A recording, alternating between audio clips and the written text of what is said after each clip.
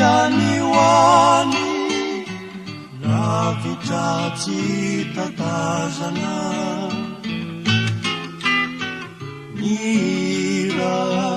nirako no alefako miampita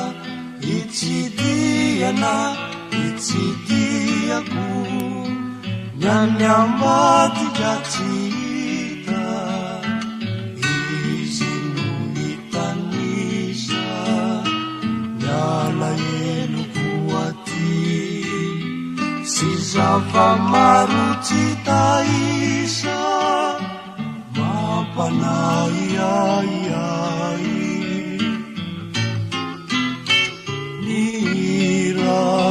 nirako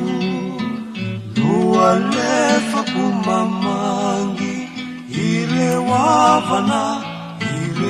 avako mba iarany misangy itoetrao ampony tsirairay